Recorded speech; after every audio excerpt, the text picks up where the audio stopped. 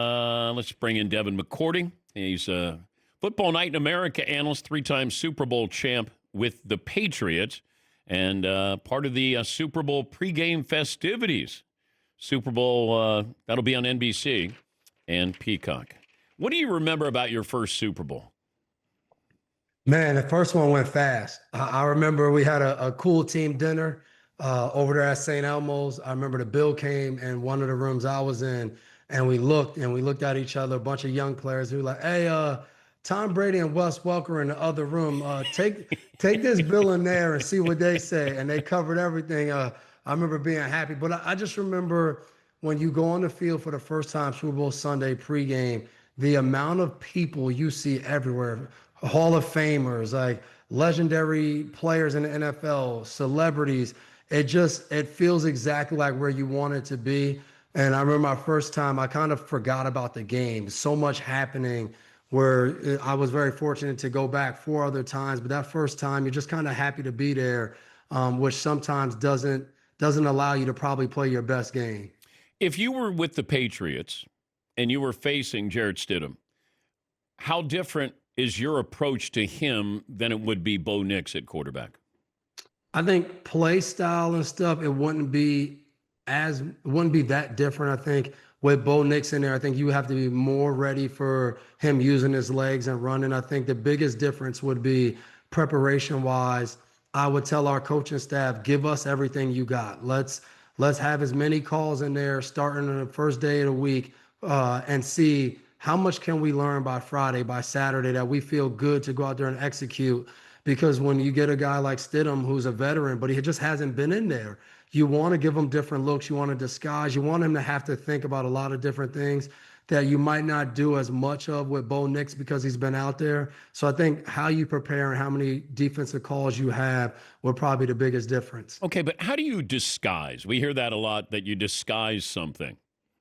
I've always thought about let's make it look like something it's not. So in football, there's so many different coverages you run, and sometimes people disguise by just moving around. That doesn't do anything. Like in practice, when I used to go against Tom Brady, we used to have conversations, and he would say, if you stand right behind one of the defensive backs that are on the line of scrimmage, I think that guy's blitzing and you're going to replace him. So when you're disguising, if you're not doing that, stand behind him, tell him to act like he's blitzing, and then after the snap, run to something else. And I always think about that. And disguising something, if I want you to think it's blitz, I want to show blitz and then don't blitz. I want to show that I'm not blitzing and then blitz. It's a very simple thing, but people get confused by thinking disguise is moving around. It's making a quarterback think he knows something and then taking it away once the ball is snapped. But did Belichick disguise the coverage when Russell Wilson threw the interception? No disguise on that. Everybody knew what that was. We played one play. I tell people all the time, when he threw that interception, if they would have ran any other route, it would have been a touchdown. When they got in there bunched in tight, we knew that was when they ran their pick play. Brandon Browner did a heck of a job, what we call jamming the point. Lockett was on the ball. He got right in his face, kept him right at the line of scrimmage so Malcolm Butler could come right behind and intercept the pass. So that had more to do with how you prepare, being ready to go. This is going to show up, and when it shows up, Malcolm went and made a play. You didn't expect Marshawn Lynch to get the ball? Well, we thought that, but in that situation, we had 3 guys on the field to play the pass. Those 3 guys were thinking about the pass. Everybody else was playing the run. Nobody else cared about Wilson throwing the ball. It was all about stopping Marshawn Lynch, and that's what our season came down to at that point. I just thought run-pass option with Russell Wilson made the most sense, that you can still use his legs and you can live to have another play, but throwing a ball over the middle, and I'm under the goalpost. I'm right behind you, Devin. I'm going to hand out the trophy. So I'm waiting. I think Seattle's winning the Super Bowl. And all of a sudden, I just thought, I said, oh, bleep, when I saw him throw the pass over the middle. And then I didn't even know Malcolm caught it. I thought, oh, my God, they could have intercepted that. Mm-hmm. And Malcolm came up with the ball, and I go, oh, he's going to try to sell that he made the interception. And then I said, oh, but damn, they just won the Super Bowl. Malcolm just won the Super Bowl with an interception. I thought it was one of the best calls that Seattle could have made at that point in time. Because I'm watching Marshawn Lynch. I'm staring right at him because I'm going. I have my camera out. I'm like, I got a great angle here. And it was funny because he had just got it down to the 1 yard line, where he almost scored. Like Hightower threw his body out there to help him trip and fall at the 1 yard line. And I know Bill always talks about earlier in the fourth quarter, they had a 3rd and 1 situation and they ran the ball and we stopped them. And he felt like that discouraged them. Oh. But again, if I was a head coach, I would have been on the headset saying, give the ball to 24. I don't care if we give it to him 2 times. I'd rather lose handing the ball to him. He's NBC Football Night in America studio analyst and 3-time Super Bowl champ, Devin McCourty. I riled up my fan base here. I said, if I'm the Raiders, I consider trading that number 1 overall pick. And what I did is I used a quote from Ben Roethlisberger saying, you got to have the team ready to then bring the quarterback in. You have to have offensive line or skill position. The Raiders aren't ready. And you're going to ask Fernando Mendoza to go in there to a organization that hasn't been trustworthy. I would at least be listening to offers from Arizona, Indy, Miami, the Jets, and see, because you need a lot. I just hate to see a rookie quarterback go into that situation. Your thoughts? Yeah, I mean, I would agree with that to a certain extent. I think it matters how much you fall in love with Mendoza. Do you think Mendoza's the guy that can battle through 2 or 3 really bad years? And I think that's a hard decision because exactly what you said, asking a guy to do that is what we see in Seattle right now with Sam Darnold. Oh, it's Sam Darnold's fault. He's not that good. No, like the Jets team wasn't ready for him to come in and be the quarterback. So then you fast forward, he looks like the problem and he goes elsewhere. But I think the hard thing is if you just think like, man, the journey of Mendoza, what he's done, being at Indiana, I think if we get this guy, even though we might get a top 5 pick the next 2 years, those picks that we get will turn into these players that now will be able to go and win. Then to me, you can't pass up on them. But I would definitely listen to see, hey, how do we get our team better that, maybe a bridge quarterback can help us win some games. And now next thing you know, we go get our guy. We're ready to possibly be in a conference championship or a Super Bowl. Is Puka Nacua coverable? No, I don't think so. And I say that because I remember when I was young and we played against Larry Fitzgerald, and was Larry Fitzgerald coverable? No, not really, but because he didn't have the quarterback to make him even more dangerous, you were able to do different things that limited him. With Puka Nacua, it's so hard because he's so good, but then Matthew Stafford understands when to throw it to him, how to change the routes, how to make him open, which makes it impossible, especially when you think about you got Devontae Adams on the other side, and you don't want to live in one-on-one coverage with him all game either. So what do you do?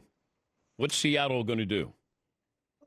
I think you pick your poison, right? If you say we're going to go one-on-one with Puka Nacua, but you're not going to have time to get him the ball, and we're going to take everybody else away, I think that's one way to do it. Or you double team him. You try to take him out of the game by double teaming him. But I don't think that's really Seattle's thing. I think Seattle's going to run its defense and bet on getting to the quarterback, pressuring the quarterback, and their guys holding up in the secondary. They have one of the best defenses in the NFL, and I think they'll say we're willing to test that Sunday. Would you be saying, if you were facing Sam Darnold and Seattle, Sam, go ahead, beat us? Yeah, you got to make Sam Darnold win the game. There's no doubt about it. And I think Sam Darnold's come a long way. I think he has an opportunity now. You think back, 4 or 5 years ago, seeing ghosts and all of that, he has a chance to be a guy in the Super Bowl. But through that, you can't let him just drop back and throw easy passes. You got to put pressure. You got to take away Kenneth Walker in the run game and make Sam Darnold time after time make the right throw, read the right coverage. And I think the key to that is pressure in the middle of the pocket, not running around the edge. How do you get pressure right in his face and make him move is what usually gives him problems. What was your playing weight? About 190 to 195. Okay. What is it like knowing the guy who weighs 240 is coming at you and you know it's going to hurt? And everybody's watching on TV, so you do have to make an effort here. But what is that feeling like? You just brought up Super Bowl 49. I told Hightower and Jamie Collins, do not let Marshawn Lynch back here to me at all. I will help you in coverage as much as possible.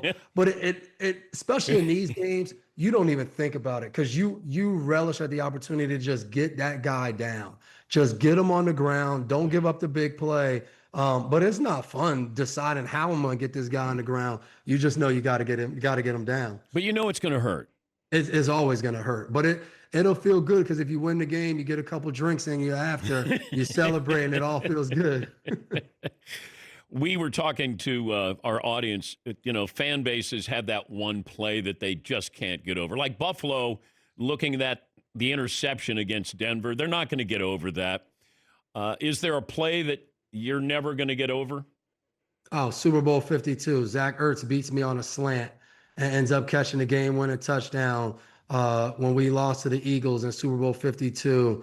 Right before we got the ball back, our offense got the ball back with a little bit of time, but that play I'll never forget. I talked to my kids about that play already, about how you can work your butt off, be in the right situation, and it just doesn't work out, and you got a choice to make after that. Either you say, hey, that's it, I'm done, or you rebound and you try to play better next time in sports or anything in life. So Zach Ertz, I love him as a person, but I hate him because of that play. Looked like he pushed off a little bit here, Dev. They all push off, man. They all push off. Yeah, but you guys all hold. Exactly. That's why I didn't get mad at the refs. It is what it is, and that was a play that I'll never forget. Okay, explain this to me because I was told this by a former player who played defensive back. He said, as long as I keep my hands inside you, like I can hold on to one of your arms, I can pin one of your arms down, and as long as I'm looking back at the ball, then you can get away with some things. Is that a fair assessment of the new approach here, or is it a new approach?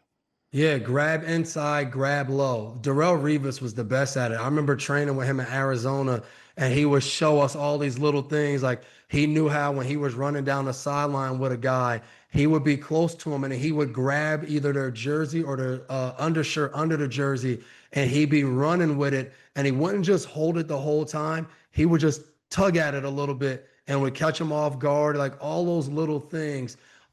He would always hold on those plays, but he knew how to hold. And the best defensive backs, they know how to hold. It's not do they hold. You got to just know how to do it and get away with it. And then when you do it for long enough, the refs, they don't even look for it because they know you're just that good. And I got the opportunity to see that from Revis for a few years, and that's why he was so good. But where's Revis rank all time corners?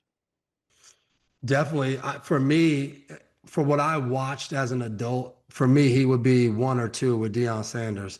Some of the key people I watched when I was really young, I would have to really go back and study their game, but he ranks up there right at the top. I know like Aeneas Williams and Darryl Green when I was kids, like those dudes were the dudes.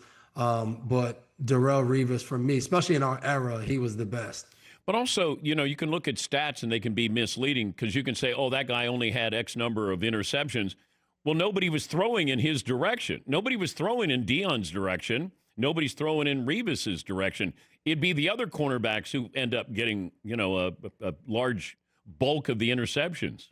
Yeah, and I think what people forget is how players impact the game. Like in 2014, when we got Darrelle Revis, even 2 years before that, we got Aqib Talib. Like those guys dictated how we played defense. So when we played with Revis and then Stephon Gilmore became that, we moved our whole defense to the other side. We shifted coverage. Like when you're able to impact that, and then the offense, and basically what we say is we're gonna make the quarterback look at his reads, and the read says go backside and throw at that guy, and the quarterback says no, I don't want to do that. Like that's a Hall of Fame player. That's one of the best to do it. And I think I was very fortunate. I got to play with some guys who did that at a high level. And I think when we go back and just read stats, we leave that part out of it, where guys come and they dictate the whole game plan in a single game is really hard to do.